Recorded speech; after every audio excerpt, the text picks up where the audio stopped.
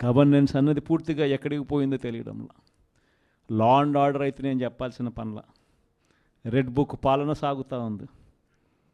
గ్రామ స్థాయిలో కక్షలను ప్రోత్సహించకూడదు అన్నది పక్కన పెట్టేసి గ్రామ స్థాయిలో ప్రోత్సహిస్తూ మీరు చేసుకోండి, వెనకాల పోలీసులను మేము చూసుకుంటాము అని చెప్పి రెడ్ బుక్ పాలనతో ఈరోజు లా అండ్ ఆర్డర్ను పనంగా పెట్టి ఈరోజు పాలన సాగిస్తూ ఉన్నారు.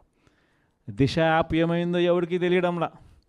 ఇంతకుముందు ఏ అక్క చెల్లెమ్మ ఆపదలో ఉన్నా కూడా దిశ యాప్ ఫోన్లో బటన్ నొక్కితే చాలు 10 నిమిషాల్లో పోలీసు వాళ్ళు వచ్చి ఆ అక్క చెల్లెమ్మకు తోడుగా ఉండే పరిస్థితి నుంచి ఆ దిశ యాప్ ఈరోజు ఏమైందో కూడా అర్థం కావడంలా. అన్నీ కూడా 2.5 నెలలే. ఇన్ని మంచి పనులు చేసిన మనకే ఈ మాదిరిగా నెంబర్లు వచ్చినప్పుడు, ఇంకా ఆయన ఏ మంచి పని చేయనప్పుడు, అన్ని వ్యవస్థలను నీరు గారుస్తూ ఉన్నప్పుడు, ఇచ్చిన ఏ మాట నెరవేర్చినప్పుడు, అన్నీ అబద్ధాలే అని చెప్పినప్పుడు ప్రజలు ఈ మోసాన్ని, మోసబోయాము అన్న ఈ మోసాన్ని వాళ్ళల్లో ఒక కోపంగా తయారవుతుంది. ఎప్పుడైతే మోసం చేసినప్పుడు ఆ మోసంలో నుంచి ఒక కోపం పుట్టినప్పుడు, ఆ కోపం అన్నప్పుడు మళ్ళీ చంద్రబాబు నాయుడు గారి గ్రాఫ్ ఈ మాదిరిగా జరగాల్సిందే. ఈ 5 ఏళ్లలో కష్టాలు ఉండవా అంటే నేను ఉండవు అని నేను చెప్పను. కష్టాలు ఉంటాయి. కష్టాలు లేకుండా సృష్టి ఉండదు. ఒక చీకటి వస్తుంది, చీకటి వచ్చిన తర్వాత మళ్ళీ మరుసటి రోజు పగలు రాక తప్పదు, అదే సృష్టి. కాబట్టి ఈ 5 ఏళ్ళు మన కష్టాలు ఉండవా అంటే ఉంటాయి. కష్టాలు ఏ స్థాయిలో పరాకాష్ఠకు పోవడం నేను చూశాను అని అంటే నన్నే 16 నెలలు జైల్లో పెట్టారు. అంత తీవ్రమైన కష్టాలు కూడా చూశా. కాబట్టి నేను ఎందుకు చెప్తా ఉన్నానంటే ఈ విషయం కష్టాలు లేకుండా ఉండవు. కానీ కష్టాలు వచ్చినప్పుడు మనం ఎలా ప్రవర్తిస్తూ ఉన్నాము, మన వ్యక్తిత్వం ఎలా ఉంది, మన క్యారెక్టర్ ఏమిటి అన్నది మాత్రం మనకు శ్రీరామ రక్షగా నిలబడుతుంది అన్నది మాత్రం ప్రతి ఒక్కరు గుర్తుపెట్టుకుంది. మనం చేసిన మంచి ఎక్కడికి పోలేదు. వచ్చే 5 ఏళ్లలో ఏ తెలుగుదేశం పార్టీ కార్యకర్త కూడా ప్రజల్లోకి వెళ్ళి మేము పలాని మంచి చేశాము అని చెప్పుకునే పరిస్థితిలో ఏ తెలుగుదేశం పార్టీ కార్యకర్త ఉండడు. ఎందుకంటే వాళ్ళు చెప్పినటివన్నీ అబద్ధాలు, మోసాలే కాబట్టి ప్రజలు వాళ్ళ నిలదీసే కార్యక్రమమే జరుగుతుంది.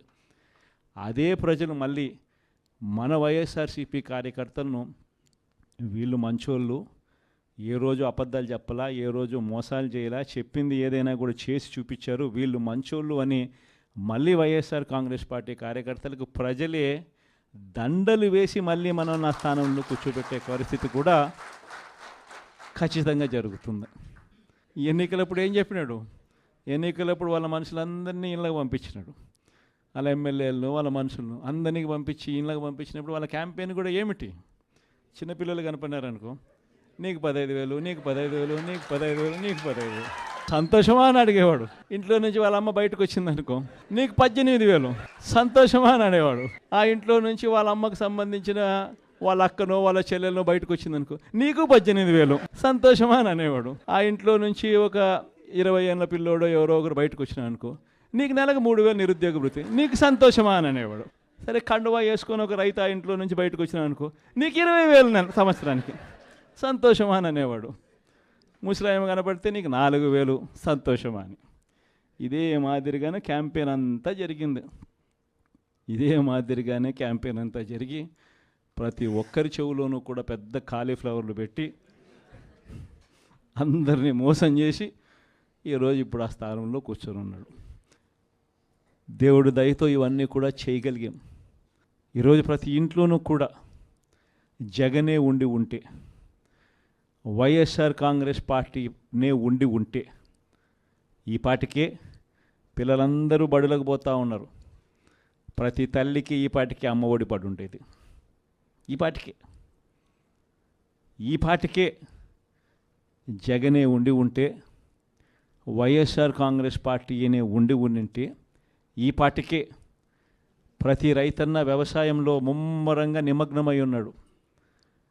వ్యవసాయం నిమ్మరంగా పంటలు వేస్తూ ఉన్నారు. జగనే ఉండి ఉంటే ఈ పాటికే రైతు భరోసా సొమ్ము కూడా రైతులందరికీ కూడా వచ్చి ఉండేది. జగనే ఉండి ఉంటే, వైఎస్ఆర్ కాంగ్రెస్ పార్టీ ప్రభుత్వం ఉండి ఉండింటే ఈ పాటికే రైతులకు 2023-24 సంబంధించిన ఖరీఫ్కి సంబంధించిన ఇన్సూరెన్స్ సొమ్ము కూడా కనీసం ఇంతవరకు ఈ ప్రభుత్వం ఇచ్చిన దాఖలాలు లేవు. ఆ డబ్బులు కూడా పడుండేటివి పాటికి రైతులకు. జగనే ఉంటే వైఎస్ఆర్ కాంగ్రెస్ పార్టీయేనే ఉండింటే ఈ పాటికి పిల్లలకు విద్యా దీవెన కింద ప్రతి 3 నెలలకు ఒకసారి ఫీజు రీయింబర్స్మెంట్ కింద వాళ్లకు పడే ఫీజులు ఆ తల్లుల ఖాతాల్లోకి ఈ పాటికే నేరుగా పడుండేటివి.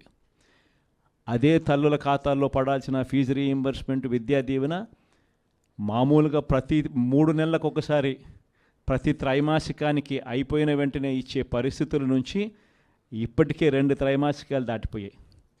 ఇంతవరకు విద్యా దీవెన డబ్బులు ఇంతవరకు ఇవ్వడంలా. వసతి దీవెన డబ్బులు ప్రతి ఏప్రిల్లో మామూలుగా ప్రతి తల్లికి కూడా వసతి దీవెన కింద ఒక ఇన్స్టాల్మెంట్ పడేది. ప్రతి పొదుపు సంఘంలో ఉన్న అక్క చెల్లెమ్మకు 0 వడ్డీ కింద ప్రతి ఏప్రిల్లోనే మామూలుగా అయితే 0 వడ్డీ డబ్బులు పడుండేటివి. అవి కూడా పడకుండా పోయాయి.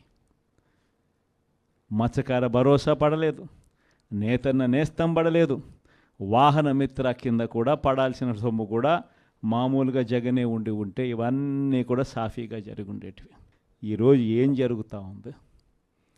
ఒక్కటి కూడా పడకపోగా జరుగుతూ ఉన్న దారుణాలు ఏమిటి అని అంటే, చదువుల రంగమే తీసుకుంటే అప్పుడే టోఫుల్ అనే ఇంగ్లీష్ మీడియం, టోఫుల్ అనే సబ్జెక్టు, టోఫుల్ అనే పీరియడ్ పిల్లలకు గొప్పగా ఇంగ్లీష్ నేర్పించే సబ్జెక్టు, గొప్పగా వాళ్ళు ఇంగ్లీష్లో మాట్లాడే పరిస్థితి ఉండే టోఫుల్ అనే పీరియడ్ను ఎత్తేసినారు.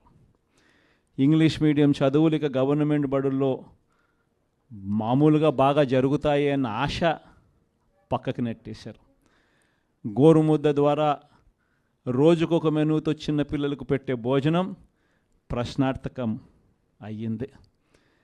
డిసెంబర్లో పిల్లలకు అందరికీ కూడా 8వ తరగతి పిల్లలకు ట్యాబులు ఇస్తారా అన్నది ఇంతవరకు ఆర్డర్లే ఇవ్వలేదు.